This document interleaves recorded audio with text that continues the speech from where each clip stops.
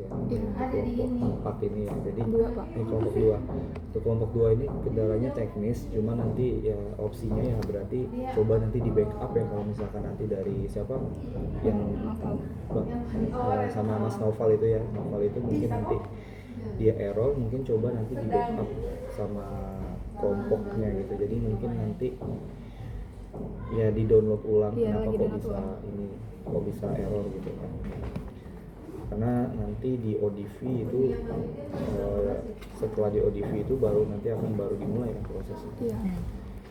Terus kalau yang kelompok 4 gimana? Kalau kelompok 4 juga itu Pak, kemarin kan udah download datanya, cuman titik koordinatnya itu terlalu besar, dia larinya malah ke satu dunia, jadi data anginnya terlalu besar kan. Nah tadi kita udah ngambil lagi titik koordinatnya di 10 km, terus udah nyoba juga, tadi udah kita convert ke Excelnya. Hasilnya kayaknya udah. Oke, coba dilihat ya. Berarti belum yang kelompok 4 tadi 4 ya? Dua, Pak. Menarik saya. Kelompok 2 tadi belum sampai Excelnya ya? Belum. Nyoba di tahun 2016. Oke, nah ini kan nanti selanjutnya kan kamu coba kelompok 4 ya. Kelompok 4 di filter ya, di filter jadi U apa aja yang diambil berarti? U dan sama V, V. UV, longitude dan latitude gitu. Nanti dibikin aja satu kolom satu Excel baru gitu. Ini kan masih 1 tahun. Iya, belum di 10 tahun nanti digabungin UV sama longitude, latitude sama ini tahun datanya. Terus dibikin dalam satu kolom dalam 10 tahun itu semuanya nanti digabungin dong. jadi satu sheet. Dan kalau yang kelompok 11 sama. Apa yang mau Jadi udah mau data sampai ODP-nya, cuman nge-ekstrak ke Excelnya masih satu-satu, belum langsung satu Excel per sheet-sheet Pak. Kalau dari laporannya mau masuk hasil dan pembahasan Pak.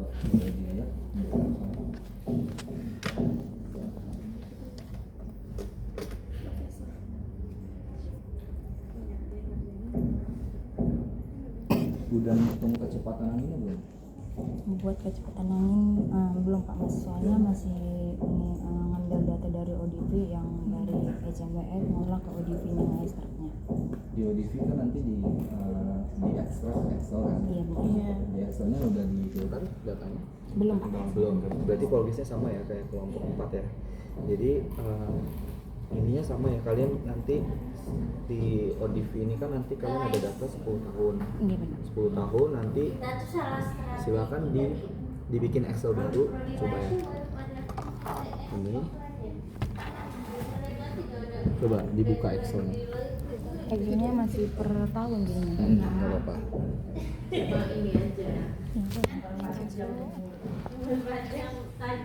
Nah ini kan sebenarnya belum kalian masih dari ODV, masih data aslinya kan, cuman bedanya dia udah didata di ODV.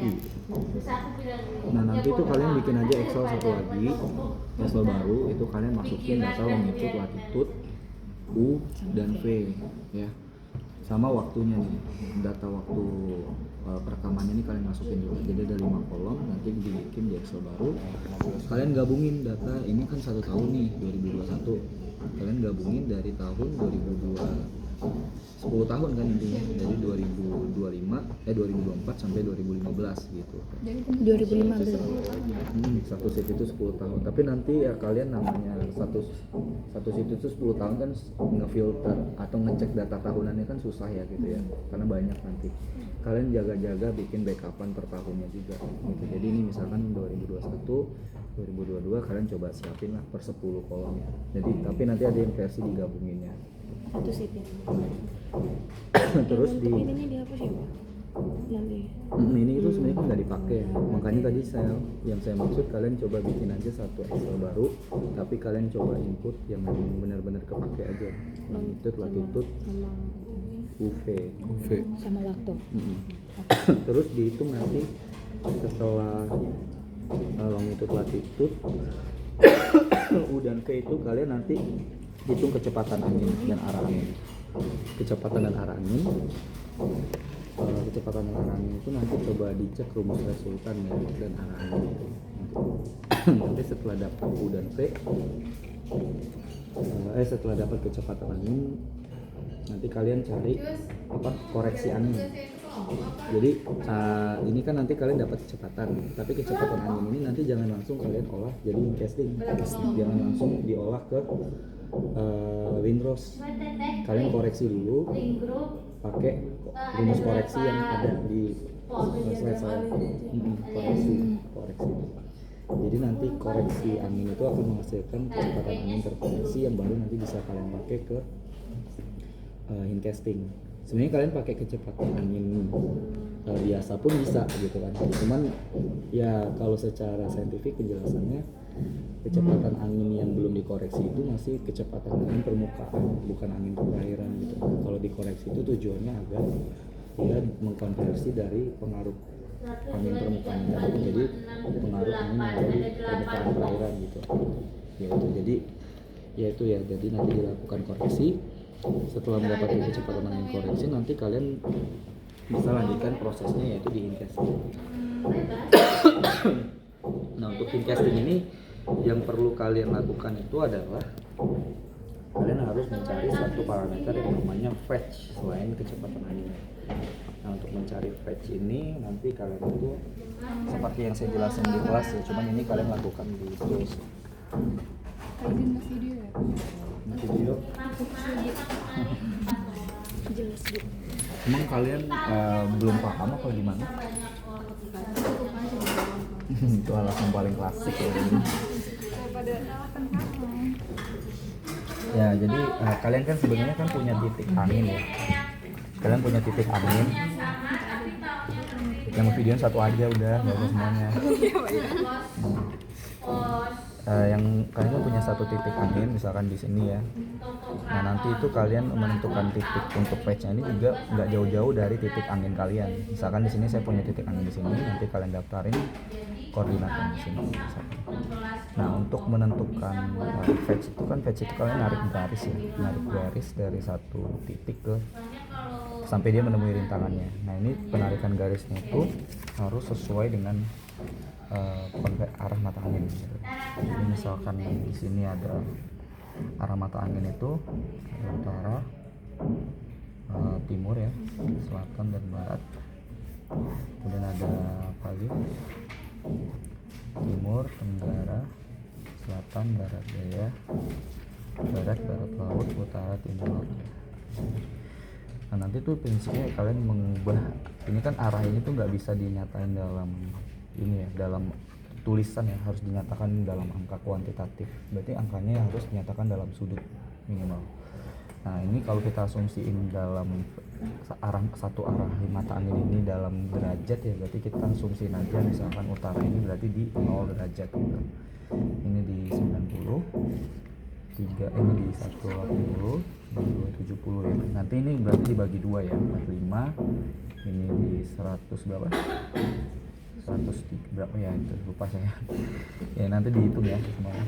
Ini misalkan saya contohin aja untuk menghitung fetch di satu region wilayah ya. Misalkan di sini satu region itu diklaim seperti ini ya, ada utara nih misalkan. Titik tengahnya ada di utara. Misalkan di sini ada di utara di 0 derajat. Kita coba asumsiin sudutnya itu ada di 0 derajat ya, karena dia utara. Dan kita di sini tugasnya adalah untuk menentukan patch itu rumusnya adalah jarak dari panjang penarikannya itu dikalikan dengan si sudutnya ini yang dibikin cos. Nanti dicek ya di PPT saya itu rumusnya ya. Nah, sudutnya ini kan kita udah klaim ya 0 derajat untuk satu arah utara, tinggal kita cari panjangnya. Nah, untuk menentukan panjangnya ini kita harus mengukur bisa di Google Earth ya. Di sini saya coba contohin. Nah, jadi kita ambil titik referensinya sesuai dengan titik pengambilan data kita. Nanti didaftarin ya longitude latitude-nya ini berapa gitu di Google Earth. Kemudian kita tarik, misalkan di yang pertama itu kita pengen narik yang 0 itu berarti kita coba pakai ruler di sini. Coba kita plot titik di sini. Nah, ini ada keterangan heading dan juga ada map length. Kalau map length ini berarti panjangnya ya. Panjangnya, sedangkan kalau headingnya artinya menyatakan sudutnya. Berarti karena kita mau di 0 derajat, berarti kita di sini harus sesuaikan dia di 0 derajat. Nah, misalkan di sini ya 0, anggaplah 0 ya. kita tarik dia sampai dia menemui rintangan. Rintangan itu artinya dia menemui pulau misalkan ya. Dari laut ini menemui pulau. Jadi dia di sini misalkan di pulau. 0 derajat berarti dia di 60 ya. 60,83 nih. Kita catat koordinatnya di sini. Berarti di sini 0 dan di sini jaraknya adalah 60 berapa? 83. Nah, nanti kalian hitung patch-nya dengan cara kalian kalikan antara jarak dan juga sudutnya yang dikoskan. Nanti itu rumus patch-nya itu akan bisa kalian cari di sini. Nah, nanti setelah kalian dapat satu panjang patch, berarti kalian harus mencari panjang patch yang lain. Satu region patch ini bisa kalian klaim itu per interval. Kalau di SPM itu bisa per 3 derajat, per 6 derajat, per 12 derajat, dengan catatan yang makin kecil sudutnya berarti datanya makin rapat. Kalau datanya makin rapat berarti dia makin bagus ya. Tapi di sini saya coba tetapin aja, boleh 3 derajat, boleh 6 derajat, boleh per 9 derajat, atau boleh per 12 gitu. Boleh sesuai dengan kriteria yang kalian tentukan masing-masing. Cuman memang harus konsisten. Misalkan di sini per 6 derajat yang saya contohkan. Berarti kalau untuk setelah 0 kita tarik per 6 derajat, berarti selanjutnya itu kita tarik di sisi kanannya itu ada 6 derajat dan di sisi kirinya itu ada di min 6 ya gitu. Nah, sekarang kita coba cek yang kalau misalkan selanjutnya itu 0 ya misalkan di sini. Nah, misalkan yang satu lagi di sini kita coba bikin 6 derajat ya. Setelah 0 berarti kita di 6. Jadi nanti disesuaikan headingnya sampai ke 6. Di sini 6. Dicatat sampai dia menabrak pulau berapa nih? 56,74. Bisa dicatat di sini 0 utara ke atas ya, 6 plus 6 berarti. Di sini berarti 56, berapa tuh? 56,74. Nah, ini. Nah, nanti dia akan menghitung di sini. Nah, kalau yang min 6 berarti kalian tariknya tadi ke kiri ya. Nah, ditarik ke kiri. Coba.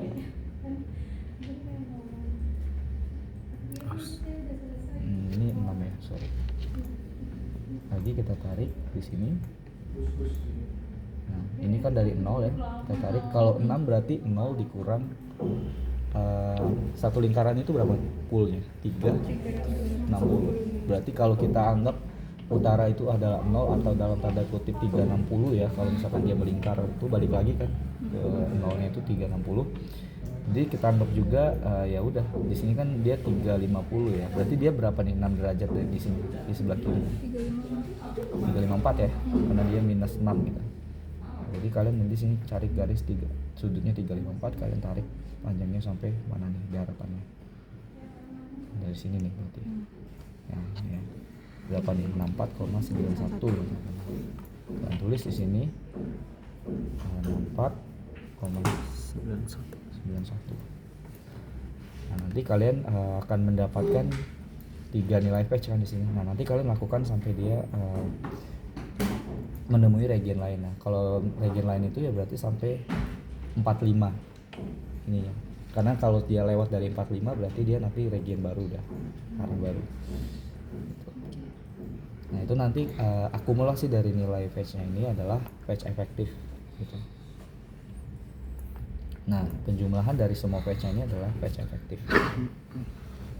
Nah, itu nanti kalian terapin ya untuk semua arah, utara, timur, selatan, barat daya, tenggara, timur laut. Banyak sih sebenarnya, cuman ya kan waktunya panjang ya, makanya saya tekankan kalian jangan ngerjainnya H-1 ya, bundir namanya kalian. Oke. Ya, minggu depan ini ya. Jadi kalau udah dapat patch, nanti udah dapat kecepatan angin koreksi, kalian udah bisa sih casting gitu. Tinggal dimasukin aja rumus-rumusnya. Nanti dibaca lagi ya PPT saya gitu. Oke, jadi minggu depan untuk kelompok berapa nih? 24 dan 11 ini sama ya, progresnya sama, sudah harus selesai gene casting gitu, minimal ya. Tapi kalau lebih selesai sampai akhir nggak apa-apa. Oke, ada lagi pertanyaan dari teman-teman semua? Oke ya. Oke, kalau nggak ada ya udah kita coba lanjutin lagi minggu depan. Selamat siang semua. Terima kasih ya Pak.